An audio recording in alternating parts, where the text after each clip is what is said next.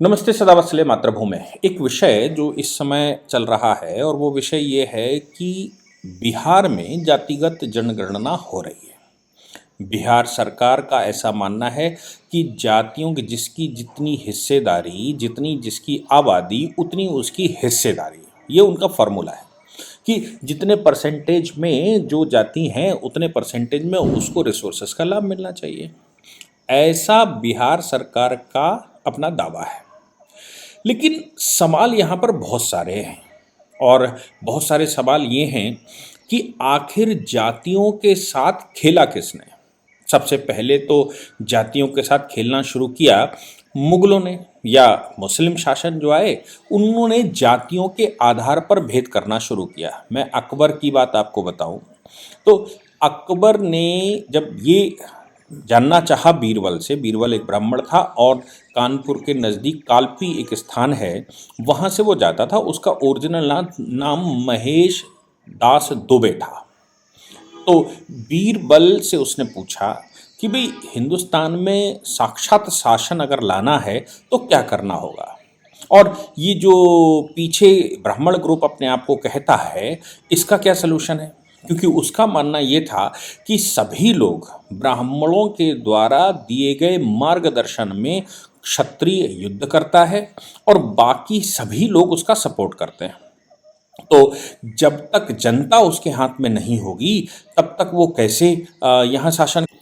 तो मानना ये है कि ब्राह्मणों को कैसे समझाया जाए। बहुत कोशिश की अकबर ने और उसने एक नया संप्रदाय, एक नया धर्म के नाम से दीन इलाही की भी स्थापना कर दी। दीन इलाही मानने वाला सबसे पहला व्यक्ति एक ब्राह्मण ही था, बीरबल था, जो सबसे पहला दीन इलाही हुआ था। तो सवाल ये पैदा होता है कि उसको ये समझ में आया अकबर को कि अगर हिंदुस्तान पर शासन स्थापित रखना है तो मैं जबरियाँ शासन तो कर सकता हूँ। और जबरियाँ उसने जो कर सकता था, मतलब जितना अत्याचार कर सकता था कन्वर्जन के लिए उसने किया। क्योंकि जब तक भारतीय संस्कृति को मानने वाले लोग भारत में हैं और भारत की सभ्यता, वेदों के आधार पर शासन, और जब तक भारत अपने मूल स्वभाव में रहेगा तब तक तलवार के दम पर यहाँ शासन किया जा सकता है, लेकिन यहाँ पर परमानेंट नहीं बैठा जा सकता। तो उसको समझ में आया कि कैसे परमानेंट किया जाए। तो उनके पास जो मुख्य हथियार था वो ये था कि आप या हिंदुस्तान के लोग अपनी संस्कृति से भटके। अब भटकने के लिए जो उन्होंने मेथड अपनाया वो मेथड ये था कि किसी तरह से उसको कन्वर्ट कर लिया जाए। तो कन्वर्जन भारत को स्वीकार नहीं, क्योंकि मलेच्छ प्रजाति को भारत के लोग स्वीकार ही नहीं कर सकते। क्योंकि भारतीय संस्कृति इतनी रिच है संस्कारों में कि कोई भी, आप जाति आधार पर भेद कर लीजिए, आप संप्रदाय आधार पर भेद कर लीजिए, उपासना के आधार पर भेद कर लीजिए, लेकिन वो फाइनली एक साथ इकट्ठा होता है। तो फिर कैसे किया जाए। तो सबसे पहली बात है कि ऐसे लोग तैयार किए जाएं जो भारतीय संस्कृति को मानने से मना कर दें और अपने ही दुश्मन बन जाएं।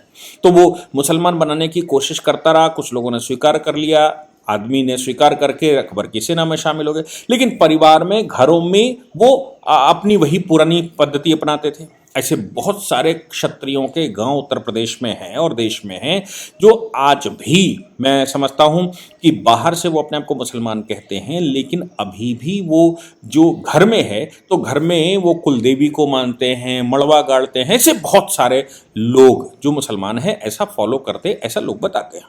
तो फिर सवाल ये पैदा होता है कि वो अकबर के साथ मिल तो गए तलवार की दम पर, लेकिन स्वाभाविकता वो उसको स्वीकार नहीं कर पाए।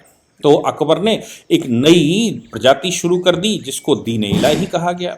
और दीन इलाही में यानी कि वो फॉर्म वही था, यानी कि फॉर्म वो इस्लाम का ही था, लेकिन वो थोड़ा लिबरल फॉर्म उसने दिखाना शुरू किया। बाद में उसको समझ में आया कि ये भी सफल नहीं हो सकता, क्योंकि जब तक यहाँ नेतृत्व करने वाले लोग, जिसको जो कथा शुरू होती थी उस समय की, पौराणिक काल की, वहाँ यही शुरू होता था। एक गांव में एक गरीब ब्राह्मण था, एक गांव में एक गढ़ी पुजारी था, एक गांव में एक कुलपति था। तो जब गरीब ब्राह्मण था तो फिर ये कन्विंस क्यों नहीं हो रहा, ये पैसे से, धन से ये बिक नहीं रहा, तो कैसे किया जाए। उसके लिए ये आवश्यक था कि उसमें तोड़ की जाए। तो अकबर ने आगरे में एक भोज बुलाया था, उस भोज में उसने ब्राह्मणों को बुलाया। तो इसमें तो कोई शक नहीं है कि जब लोग कन्वर्ट हो ही रहे थे तो कम से कम ब्राह्मण राजा के आवाहन पर गया। लेकिन कुछ लोग गए तो कुछ लोग परिवार सहित गए, कुछ लोगों ने उसको दुआएं दी, कुछ लोगों ने कुछ किया। तो इसके आधार पर दक्षिणा के रूप में उस समय भूमि दी अकबर ने, और 20 बिसुआ, 18 बिसुआ, 16 बिसुआ, 14 बिसुआ, तो ये जिनको बिसुआ दिए गए वो मुस्लिम शासक के मेहमान नवाजी के आधार पर बड़े और छोटे हुए।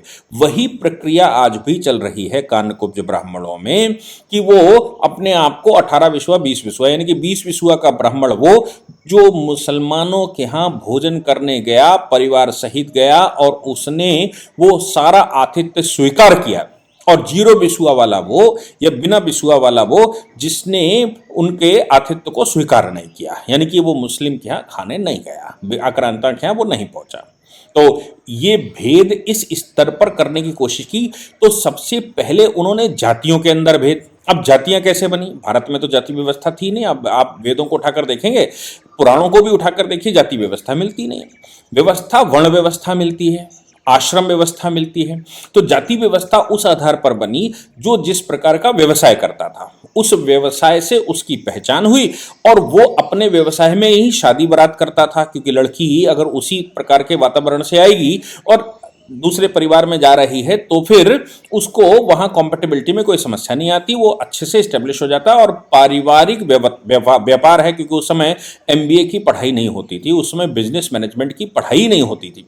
उस समय क्या होता था? उस समय संस्कारों की पढ़ाई होती थी, चीजों को किस प्रकार और राष्ट्र कैसा है, राष्ट्र की रक्षा करने के लिए व्यापारी वर्ग अपना पूरा धन लुटा दे, ऐसी मानसिकता बनाकर रखी थी। राष्ट्र के लिए क्षत्रिय प्राणों को भी न्यौछावर कर देगा, ऐसी व्यवस्था बना दी थी।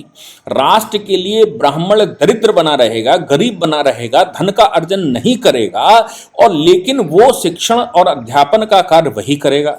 और राष्ट्र के लिए जिसके पास इन तीनों में से कोई गुण नहीं है, वो राष्ट्र के लिए जैसा उसको कहा जाएगा वैसा वो करेगा, समर्पित भाव से करेगा। ये हमारे यहाँ की ओरिजिनल व्यवस्था है। लेकिन उसके बाद भी अपना जीवन यापन करने के लिए ये सभी काम कुछ ना कुछ करते हैं। अब वो जीवन यापन करने के लिए काम करना वही जातियों का स्वरूप है, लेकिन उनमें कोई भेद नहीं, कोई छोटी और कोई बड़ी जाति नहीं है। जातियां सब बराबर हैं, सबका समान भागीदारी है। कोई छोटी जाति का व्यक्ति जो अपने आप को छोटा कहता हो, आज की डेफिनेशन में उसको क्षत्रिय घोषित किया जा सकता था। मैं आपको एक प्रकरण बताता हूं उसका। शांतनु के पास एक घोड़ा बेचने वाला आया। शांतनु का मतलब है महाभारत के प्रथम बड़े नायक। तो शांतनु के पास एक घोड़ा बेचने वाला आया। उसने कहा मैं देवव्रत मतलब भीष्म पितामह, देवव्रत के लिए, राजकुमार देवव्रत के लिए घोड़ा लाया हूं। तो शांतनु ने कहा समझ लो वो देवपुत्र है, इसलिए वो देवव्रत हैं, उनको घोड़ा रास नहीं आएगा। तो उसने कहा व्यापारी ने कि हम घोड़ा ये सोच कर ही आए हैं कि वो देवव्रत के लिए है। तो शांतनु ने उनसे कहा कि अगर घोड़ा पसंद आ गया तो मैं तुमको कुछ गांव सौंप दूंगा और तुमको क्षत्रिय घोषित कर दूंगा। अब देखिए, जो व्यापारी है यानी कि बनिया जिसको कहा गया है, वैश्य है, उसको क्षत्रिय घोषित कर देंगे, तुम्हें कुछ गांव का मैं जमींदारी दे दूंगा। और अगर तुम्हारी बात के अनुसार देवव्रत को घोड़ा पसंद नहीं आया तो मैं तुमको शूद्र घोषित कर दूंगा, व्यापार की स्थिति से बाहर निकालकर अपने यहाँ कर्मचारी रख लूंगा, यानी कि अब तुम केवल काम करोगे। उस व्यक्ति ने वो बात स्वीकार की। स्वीकार करने के बाद देवव्रत को वो घोड़ा पसंद आया। देवव्रत उस घोड़े को पसंद करने के बाद महाराज शांतनु ने उस व्यापारी को क्षत्रिय घोषित कर दिया, यानी कि राजकीय कार्य में उसको लगा दिया, सॉवरेन पावर में इन्वॉल्व कर दिया। यानी कि उस समय वर्ण व्यवस्था, वर्ण भी परिवर्तित हो सकता था। आप चारों में से जिस प्रकार का काम करोगे वैसा वर्ण आपका हो जाएगा। वर्ण जन्मजात नहीं होता, वर्ण केवल कर्म आधारित होता है। और उसके बाद जो सर्विस क्लास सेक्टर है, जो व्यापारी वर्ग है, उसकी जातियों में विभक्त होता है जो जिस प्रकार का काम करता था। ये हमारी ओरिजिनल व्यवस्था है। लेकिन मुसलमानों ने खेलने का प्रयास किया और खेलने में जातियां और जो वर्ण है वो स्थायी बना दिया। स्थायी से मतलब है कि ब्राह्मण का बेटा ब्राह्मण होगा, क्षत्रिय का बेटा क्षत्रिय होगा, शूद्र का बेटा शूद्र ही होगा होगा इसमें कोई शक नहीं, ब्राह्मण का बेटा ब्राह्मण हो सकता है। लेकिन अगर वो सेना में भर्ती हो जाएगा, वो कुछ जमींदारी करने लगेगा, वो कहीं किसी दायित्व पर आएगा तो वो क्षत्रिय हो जाता था। ये आप मौर्य वंश को ले लीजिए कि जन्म लेते समय जिन्होंने चंद्रगुप्त मौर्य ने जन्म लिया तो जन्म उन्होंने शूद्र परिवार में लिया, लेकिन बाद में वो क्षत्रिय हो गए, मौर्य क्षत्रिय कहलाए। तो इस प्रकार के बहुत सारे प्रकरण आपको मिलेंगे। गुप्तों ने जन्म जब जब जब कुमार गुप्त आदि गुप्त की बात करते हैं जन्म ब्राह्मणों में लिया, लेकिन जिस समय वो सत्ता में आए और उन्होंने सत्ता स्थापित की मध्य प्रदेश से, तो फिर वो क्षत्रिय कहलाए, गुप्त भी क्षत्रिय कहलाए। ऐसे जातियां उस समय या वर्ण में जो कहता हूं, वर्ण उस समय स्थायी नहीं था, वर्ण कर्म आधारित था और उनके अंदर जातियों में कर्म विभाजन था, यानी कि डिस्ट्रीब्यूशन ऑफ लेबर जातियां और वर्ण का आधार था। जो जिस प्रकार का काम करेगा वो उस जाति का या उस वर्ण का कहलाएगा। तो जाति परिवर्तन विद इन वर्ण और वर्ण परिवर्तन कर्म आधारित। अगर उस चीज से निकलकर बाहर आ जाओगे, बिल्कुल वैसे ही जैसे डॉक्टर है, डॉक्टर एक वर्ण है, उस वर्ण के अंदर बहुत सारी जातियां हैं। कोई हार्ट का डॉक्टर है, कोई मस्तिष्क का डॉक्टर है, कोई न्यूरो का डॉक्टर है, कोई सर्जन है, कोई फिजिशियन है। तो एक वर्ण के अंदर तमाम जातियां। अब इस वर्ण में जन्म, डॉक्टर के घर में एक बच्चा जन्म लेता है जो इंजीनियर बन जाता है, तो इंजीनियरिंग का एक दूसरा वर्ण है। उस वर्ण के अंदर जातियां हैं। इंजीनियर का है, कोई सिविल इंजीनियर है, कोई इलेक्ट्रिक इंजीनियर है, कोई मैकेनिकल इंजीनियर है, कोई कंप्यूटर इंजीनियर है, तो वो एक वर्ण हो गया। ऐसे distribution of power, distribution of labour, ऐसा वर्ण आ जाता है। अब इस इंजीनियर के घर में जो बच्चा पैदा हुआ वो सेना में भर्ती हो गया, तो फिर वो उसका वर्ण चेंज हो गया, यानी कि वो अब क्षत्रिय हो गया। और अब उस क्षत्रिय वर्ण में भी तमाम तरह के डेजिग्नेशन, तो वो वैसा हो गया। उस क्षत्रिय का बेटा अध्ययन अध्यापन करते हुए वो प्रकांड विद्वान हो गया, तो फिर वो उसका वर्ण फिर चेंज हो जाएगा, फिर वो बच्चा अब ब्राह्मण हो जाएगा। ऐसे वर्णों का परिवर्तन होता है। और ब्राह्मणों में भी तमाम तरह की जातियां आज भी हैं, तमाम तरह की जातियां कि वो ब्राह्मण काहे का है, कर्मकांड का ब्राह्मण है, वो वात्सनेय ब्राह्मण है, वो कौन से वेद का ज्ञाता है, वो कौन से पुराण का ज्ञाता है, वो कौन से धर्मशास्त्र, तो उस जिस विधा में वो गया उसकी वो जाति हो गई और इस अनुसार ही विवाह होते हैं। आज भी ब्राह्मणों में भी, क्योंकि मैं ब्राह्मणों में मैंने जन्म लिया, इसलिए ब्राह्मणों में आज भी विवाह करते समय ये कर्मकांडी ब्राह्मण है, इनके यहाँ विवाह नहीं हो सकता, ये घाट के ब्राह्मण है, इनके यहाँ विवाह नहीं हो सकता, ये वैसे व्यवसायी ब्राह्मण है इसलिए इनके यहाँ विवाह नहीं हो सकता। यानी कि वो जातियों में अभी भी विवाह व्यवस्था है, वो सभी जगह है कि भाई इनका विवाह उनमें हो सकता है, क्षत्रियों का क्षत्रियों में होगा, लेकिन इस प्रकार के क्षत्रिय उस प्रकार के क्षत्रिय में विवाह होता है, बाकी में नहीं होता। यानी कि जो व्यवस्था हमारे यहां बनाई वो वर्णों के अंदर जातियां और जातियों का परिवर्तन, जातियां परिवर्तनशील है कर्म आधारित और वर्ण भी परिवर्तनशील है कर्म आधारित। ये हमारी ओरिजिनल व्यवस्था थी।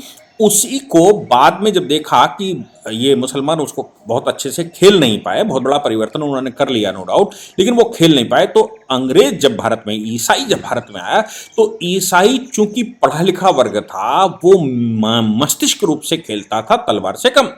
उसने सिस्टमैटिक यूनिवर्सिटियां खोली, उसने सिस्टमैटिक विद्यालय खोले, उन विद्यालयों में रिसर्च एंड डेवलपमेंट किया, उनका डॉक्यूमेंटेशन करवाया और डॉक्यूमेंटेशन करवाकर रिजर्वेशन आदि की फिलॉसफीज उसने शुरू की और जातियों को पहचान दी। अब ये जो जातियां पहचान हो गई वो वंशानुगत पक्की हो गई, मुगलों ने काम किया लेकिन अब पक्की हो गई और जातियों का स्वाभिमान, अपमान, दुर्मान ये सब शुरू कर दिया। जनता तो जनता है, सभी जनता के लोग अगर उसका मर्म समझ जाएं तो राष्ट्र प्रथम की भावना में कोई समस्या नहीं आती। जनता तो अपने रास्ते पर चलती है। और दरिद्रता जिसको कहते हैं, वो डॉक्टर नलिनी का एक जजमेंट सुप्रीम कोर्ट का आया था जिसमें एक ब्राह्मण की बेटी ने एक दलित से विवाह किया और वो रिजर्वेशन क्लेम करने गई, तो सुप्रीम कोर्ट ने कहा कि जो रिजर्वेशन क्लेम है वो दरिद्रता के आधार पर होता है, क्योंकि तुम्हारी परवरिश और मस्तिष्क वैसे वातावरण में विकास हुआ है, इसलिए तुम्हारा दलित से विवाह होने के बावजूद रिजर्वेशन की अधिकारी नहीं हो। क्यों? क्योंकि तुम दरिद्र मानसिकता से पीड़ित नहीं हो। लेकिन दरिद्र मानसिकता से अगर कोई पीड़ित है तो फिर वो उस रास्ते पर चला जाएगा। यानी कि मैं जो साफ तौर से कह रहा हूं कि ये जो हमारी मानसिक पीड़ा है, वो मानसिक पीड़ा यहां दिखाई देती है। अब स्वतंत्रता के बाद हमको क्या करना था? तो जिस समय कॉन्स्टिट्यूशन बन रहा था, कॉन्स्टिट्यूशन बनने से पहले जातियों का खेल जरूर खेला गया। अंग्रेज तो जातियों के स्पेशलिस्ट थे, इसलिए 1931 डॉक्टर अंबेडकर की लोग बात करते हैं, इसकी बात करते हैं, उसकी बात करते हैं। और रिजर्वेशन सबसे पहले भारत में किसको दिया गया? सबसे पहले रिजर्वेशन अंग्रेजों ने मुसलमानों को दिया। 1906 में जब मुस्लिम लीग की स्थापना हुई तो मुस्लिम रिजर्वेशन पहला रिजर्वेशन भारत में था जो अंग्रेजों ने दिया। खासतौर से चूंकि 1905 के मूवमेंट में हिंदू और मुसलमान दोनों भागीदार थे, तो इनमें वैमनस्यता कैसे पैदा हो, इसलिए उनको स्पेशल कैटेगरी बताया गया। स्पेशल कैटेगरी बनाकर उसमें रिजर्वेशन दिया। तो लॉर्ड मॉर्ले, जो उस समय मॉर्ले मिंटो रिफॉर्म आया था, उसमें भी उसने कहा था कि देखिए, हम जो भारत में बो रहे हैं मुसलमानों को रिजर्वेशन देके मुस्लिम लीग बनाकर, वो आगे आने वाला भारत इसकी फसल काटेगा। और 1947 में उसकी फसल कटी तो पाकिस्तान बना, ईस्ट पाकिस्तान, वेस्ट पाकिस्तान, और बाद में वो पाकिस्तान में से एक बांग्लादेश और निकल गया। तो फिर उसने जो रिजर्वेशन की पहली खेल खेला था वो 1906 में खेला था। अब सोच लीजिए कि वो अंग्रेज क्या खेलना चाहता था। इसी आधार पर 1931 में रिजर्वेशन का खेल फिर उसने जातियों को तोड़कर शुरू किया, यानी कि बाकी हिंदू बचे उनकी जातियों को तोड़कर शुरू किया। 1937 में शरिया लागू की ताकि बिल्कुल एकदम कन्फर्म हो जाए।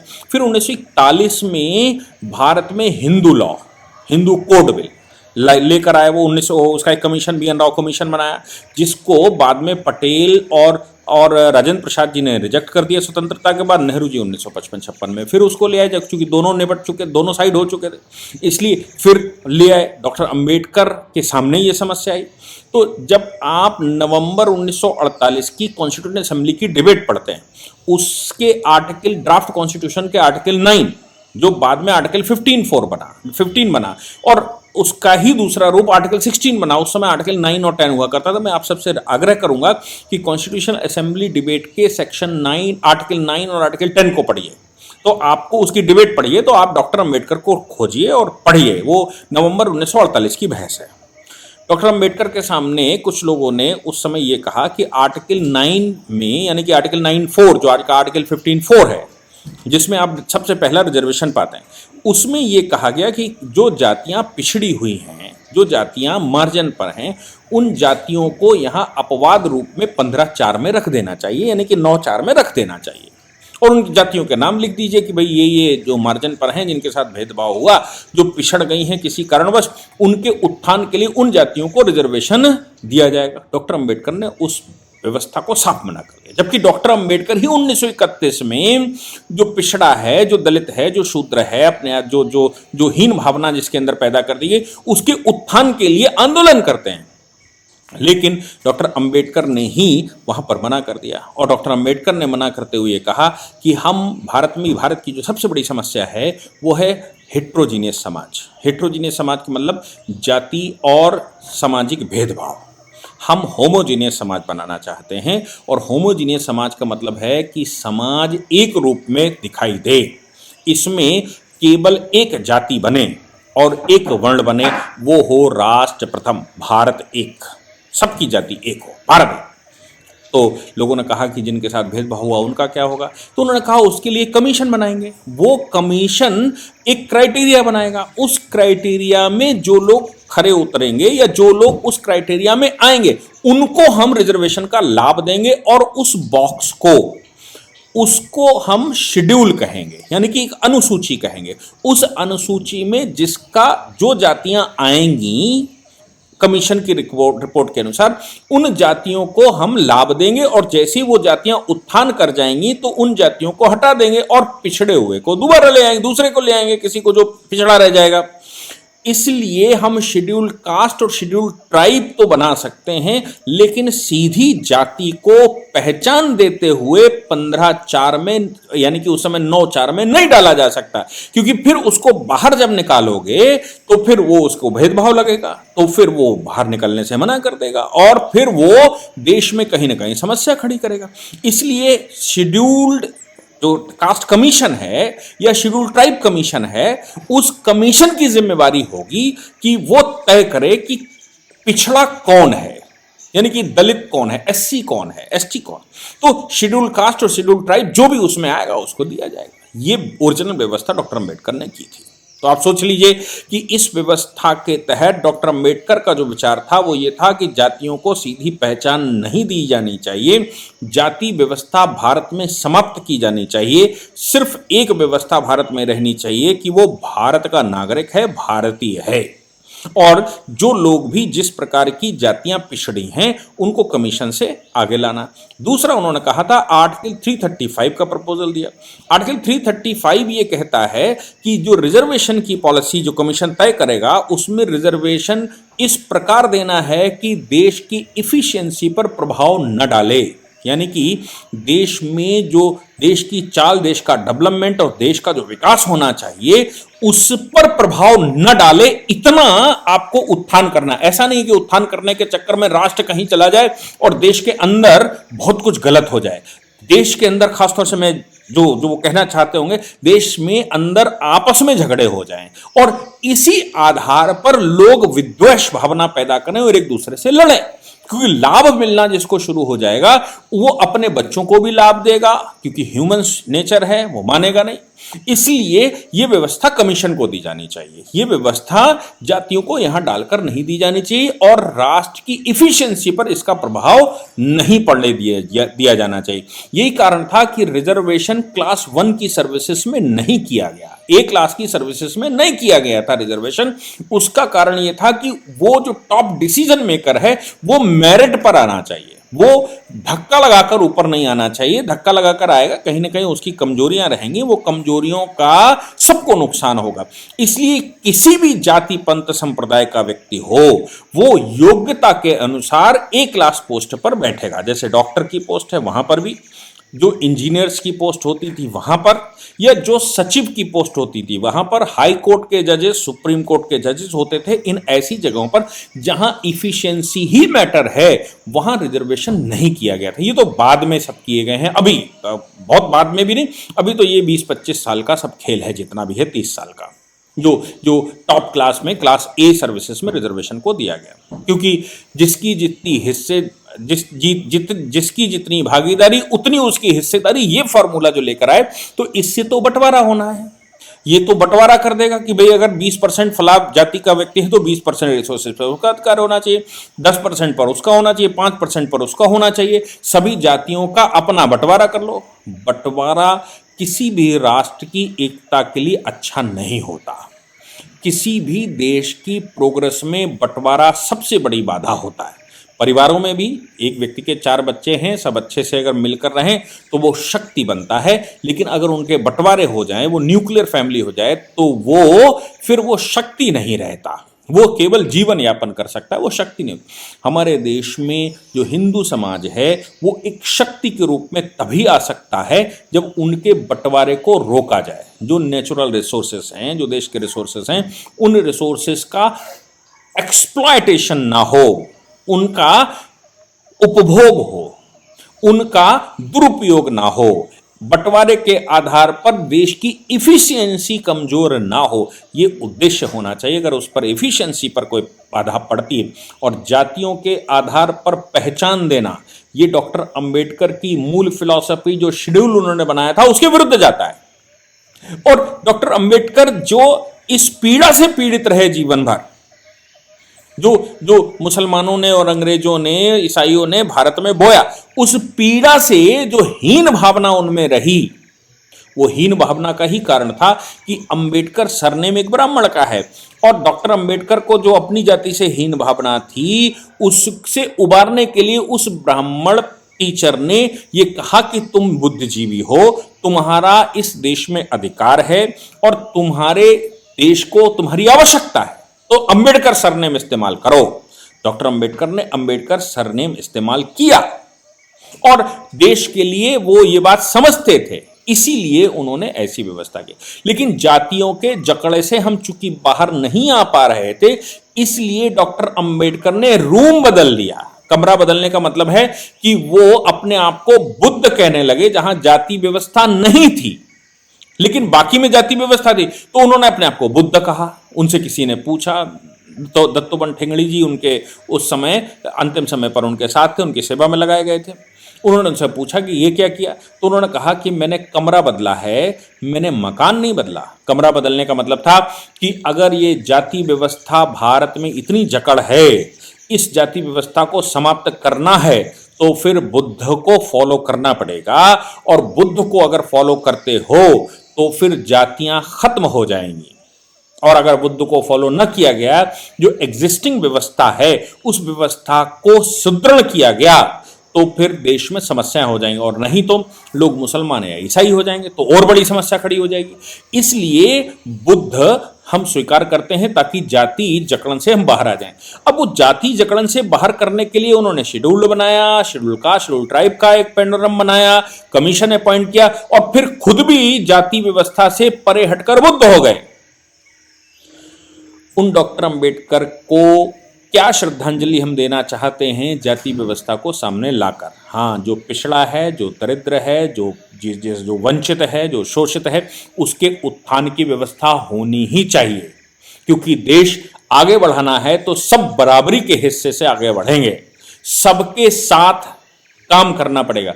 लेकिन पहचान देना है मतलब कुछ गलत हो जाएगा, ये संवैधानिक व्यवस्था के विरुद्ध है जाति जनगणना। इसीलिए स्वतंत्रता के बाद अंग्रेजों ने तो जाति जनगणना करवाई थी। कुछ लोग कहते हैं 1931 में पहली जाति जनगणना हुई थी। मैं कहता हूं, मैंने जो सेटलमेंट पढ़े हैं 1803 के बाद वाले, वो सेटलमेंट सभी वो रिसोर्सेस पर जातियां लिखी हुई हैं, कितने परसेंट कौन सी जाति है और कितने परसेंट रिसोर्सेस पर किस जाति का अधिकार है, और कौन कहां बैठा हुआ है, कितने परसेंट जमींदार, कितने परसेंट बागान किसके पास हैं, जमीनें किसके पास। उन्होंने, अंग्रेजों ने जातियों के आधार पर 1803-4 के बाद ही खेल खेलना शुरू कर दिया था। 1931 में लगभग 125 साल बाद तो उन्होंने जाति जनगणना का डेटा पब्लिश करना शुरू किया था, ताकि जातियां एक दूसरे के सामने आकर खड़ी हो जाएं और लड़ाई झड़ाई शुरू कर दें, जाति के आधार पर वैमनस्यता पैदा हो जाए और अंग्रेजों की तरफ सोचने से पहले जातियां आपस में लड़ जाएं। इसलिए आज भी अमेरिका, ब्रिटेन, चाइना, पाकिस्तान, इनके खिलाफ सोचने से पहले जातियां आपस में एक दूसरे के सामने खड़ी हो जाएं बुलडोजर बनकर, ये प्रयास तो कहीं नहीं है।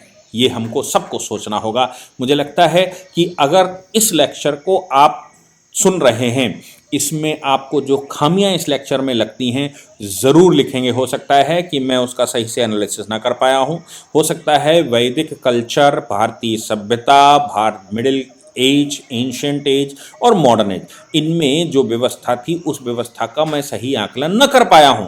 आप ज़रूर मुझे याद दिलाएंगे, और अगर ये व्यवस्था सही है, इसमें कुछ चूक रह गई है, इसमें कुछ मैं नहीं बोल पाया हूं, तो आप उस पर ज़रूर लिखेंगे। और इस लेक्चर को, इस जाति जनगणना के लिए पूरे देश में जितना सर्कुलेट कर सकते हैं, मुझे लगता है आप सब करेंगे। आपके कमेंट साथ में जाएंगे, आपके कमेंट जब साथ में जाएंगे तो लोग कमेंट पढ़ते हैं और उनको वो उस प्रकार का माहौल और वातावरण में सोच पाएंगे। जय हिंद, जय भारत, वंदे मातरम।